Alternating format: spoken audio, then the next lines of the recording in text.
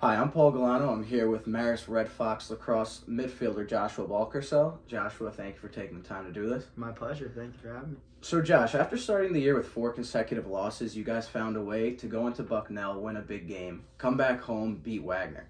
Did anything stick out to you, whether it be in practice or in a game, that helped change the direction of the season?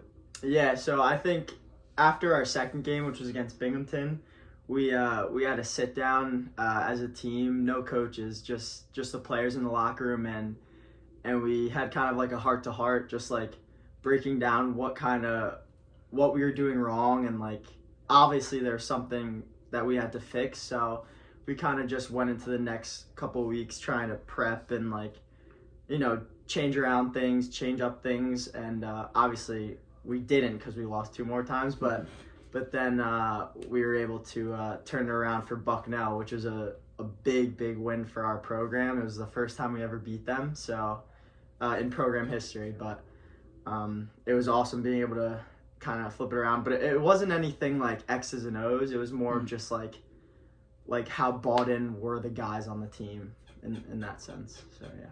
Absolutely. And for you especially, being in the spotlight is nothing new to you. Obviously becoming your high school leader in assists without even having a senior season, being named to an all-region team, and obviously being selected for the Puerto Rican national team. So you've been in the spotlight quite a bunch.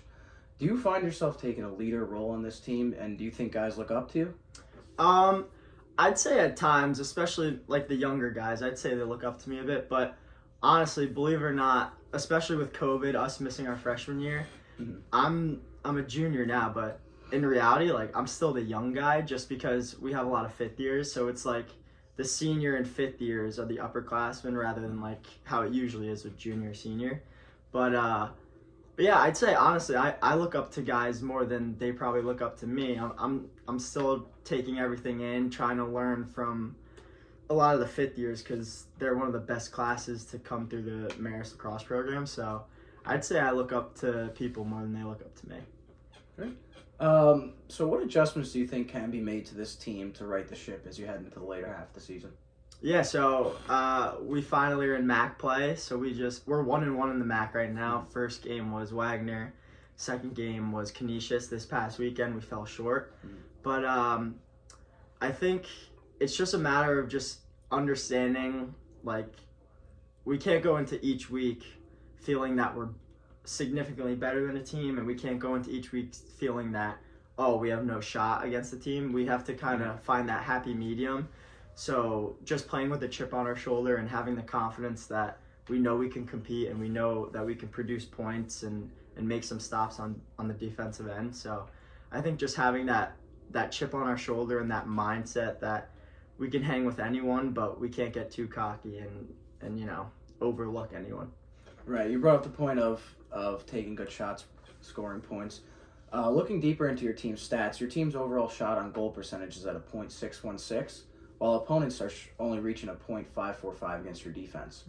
Obviously, seeing that you've come short in a couple of these games, are you happy with the quality of shots that are being taken, or do you think that you guys should strive to look for better shots?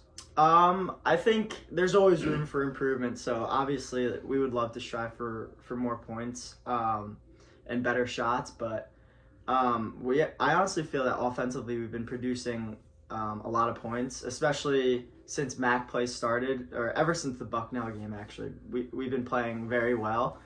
So I think it's just a matter of improving in other aspects of the field. So like, for example, we had a few major turnovers like in the clear or on offensive 6v6. So I think cleaning up that type of stuff, just like more fundamental stuff, will help us overall.